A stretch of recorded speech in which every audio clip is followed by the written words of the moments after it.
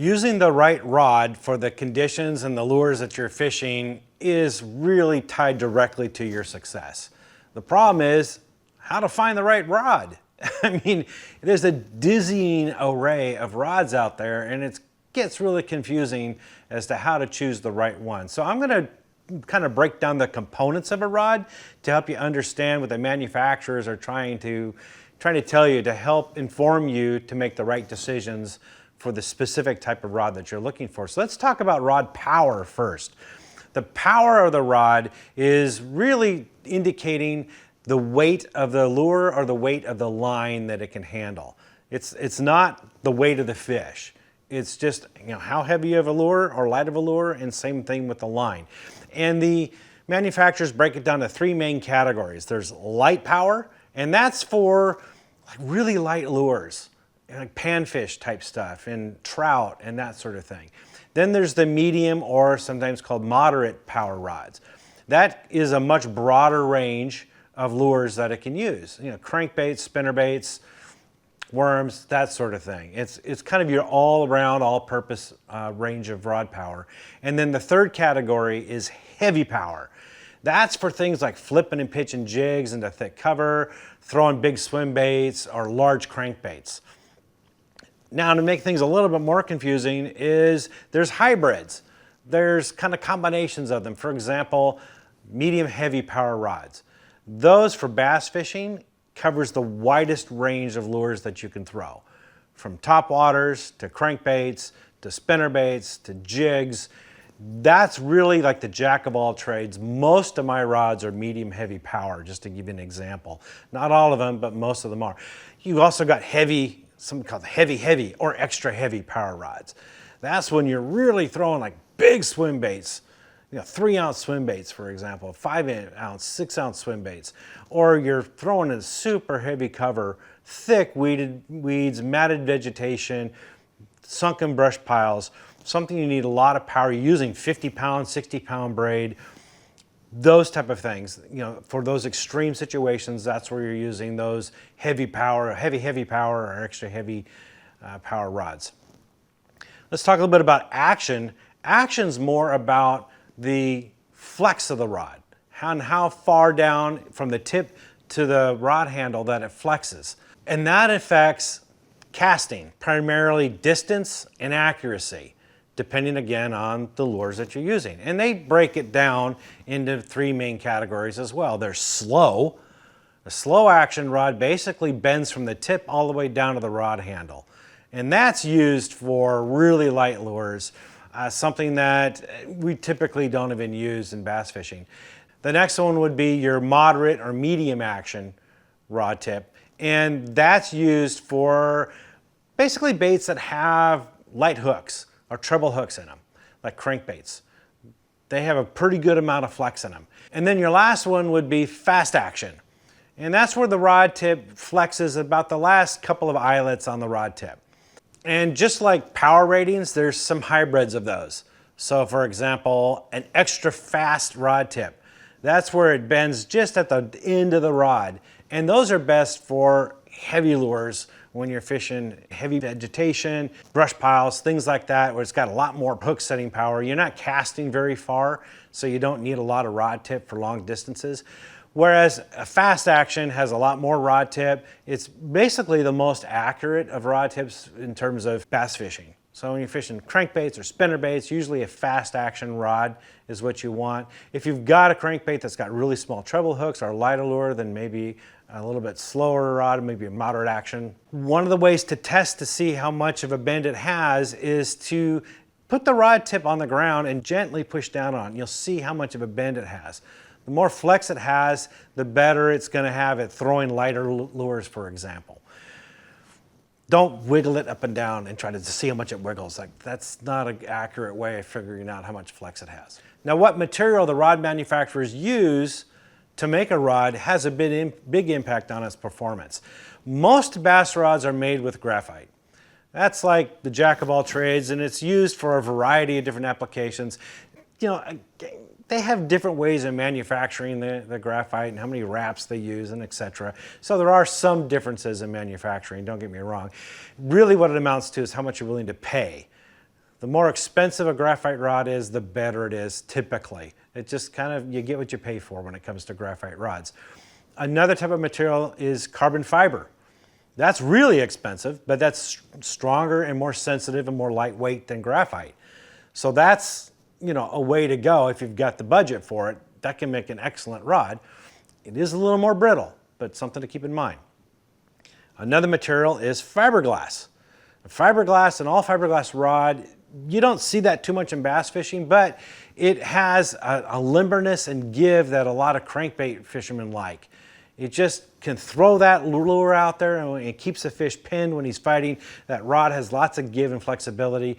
You give up a lot of the sensitivity because of it, and it's a heavier rod. As with I mentioned the other components, there's hybrids, right? There's a lot of graphite carbon fiber blends. There's a lot of that out there. And they're less expensive than the all carbon fiber.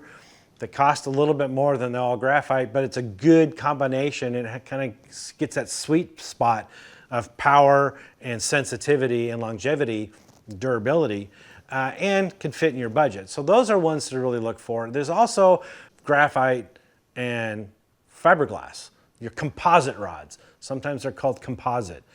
And those are great for, they're budget friendly, they're still sensitive, they still got the power, but you know, they also have a lot of give to them, and they're forgiving. If you whack it on, you know, the side of the boat or you're hitting objects, they tend to be a little more forgiving. So kind of keep that in mind. A lot of rod manufacturers help by printing on the side of the rod blank, you know, the lure ranges of the weights, you know, the line weights that it can use, and sometimes even your technique specific rods and reels. That helps because if you use too heavy of a lure, for example, on a rod that's a lighter power, you're not going to get the casting distance or the accuracy out of it that you normally would. And the same thing if you use too light of a lure or too light of line with a heavy power rod. You're not going to get that lure out there. You're not going to be able to get that casting accuracy. And if you use too light of a line with a heavy power rod, your rod's quickly going to overpower that line and you risk breaking that line. Everything needs to work in concert together.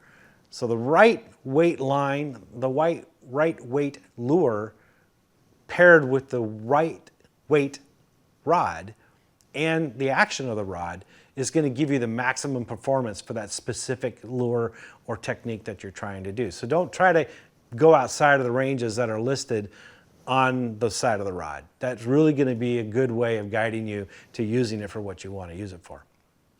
But it goes beyond that. Let's talk a little bit about other components. For example, the line guides.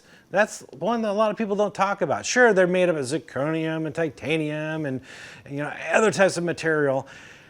It's debatable which is better. Some are, you know, some are better than others. But the key thing here is really a couple things to look at. Is the reel seat? You know, is it using 1 foot or 2 foot? Typically, the 1 foot ones are the ones that are a little more sensitive, and you typically see that on spinning reels and spinning rods, excuse me, because they are designed for lighter applications, lighter lures. We need higher sensitivity. The ones that have double guide seats, those are for rods that are more powerful. And you typically see that on the lower section of the rod, closer to the reel handle. That's where you get a lot of strength. And then sometimes at the end of the rod, sometimes it goes to single, or it'll stay double all the way up, double foot all the way on up. It just depends on the power of the rod, but that's a clear indication of what that rod is designed for. Is it more for strength and power, or is it for light line and sensitivity, is by looking at that. Also, there's, besides the standard line guide, there's mini guides. Mini guides and micro guides, those are used to lighten up the weight of the rod and also for increased sensitivity. Mini guides are a step between micro guides and standard guides. Mini guides are super, super small, and with people using a lot of leaders, they just don't go through micro guides very well. But mini guides, they will. In mini guides, the key thing about them, besides being a little bit lighter, is that the distance between the guide and the rod, that reel seat, is smaller. And so it does give you a little bit more sensitivity than a standard guide. Plus, the line doesn't move around as much inside the guide, so it gives you a little bit more of an edge in terms of accuracy. It's debatable how much, but some people swear by them. I like them. I like because of the sensitivity and the light, a little bit lighter. I just like them. It's a personal preference, to be honest with you. And then let's talk a little bit about the reel seats. First of all, the components of the reel seats. You've got, most of them are graphite, in varying degrees of graphite. Some of them almost feel like plastic to you. You'd swear that they're plastic, even though they are graphite. Or some of them I call even carbon fiber, but they feel like plastic. You get what you pay for with these. What you want is a single reel seat, not a split. The split ones tend to warp, they tend to crack, they tend to separate, and they're not very durable. I like a single reel seat. And I like carbon fiber seats if I can afford it. They're very expensive, but they're super lightweight, they're very strong, and they're very sensitive. The key thing with any of these is that you want them to have a little hole underneath them where you've got an exposed rod blank. So your fingers can touch the rod blank and you can get that sensitivity. That's the main thing. You use that pretty much in all forms of bass fishing. So being able to have that direct connection really helps detect those bites. Then you've got the reel handle. Split grip is the most common, where you've got a blank of the rod between the reel seat and then right at the bottom. And those work great for most fishing situations. That lightens up the rod a lot. It gives you increased sensitivity. So most people go with split grip, but there's also the full grip all the way down. It's all one material. And those work great for that two-handed casting, like crankbait fishing, for example. And where bass are they're gonna attack the lure and you're gonna feel that strike. You don't need ultra sensitivity in that case. You'll know the fish hit it. So a two-handed casting or something like that, that full-length handle works great for that kind of thing. And then finally, the handle material. There's basically 3 types of handle material. Cork has been around forever, and that's still prevalent and predominant in every type of rod manufacturer out there makes cork handles. They're lightweight, they're relatively inexpensive, they're pretty durable. They can get real dirty over time and get grungy, and a lot of people don't like that. It looks, aesthetically, it looks bad. But you can take an SOS pad or a steel wool pad with some soap and water and scrub that down, and it can look brand new again. It doesn't take much effort to make it look brand new, if that bothers you. There's also the foam handles, and those are, typically they're black, they look sleek. They're a little bit lighter weight than cork, and they offer really good grip, especially when it's wet out.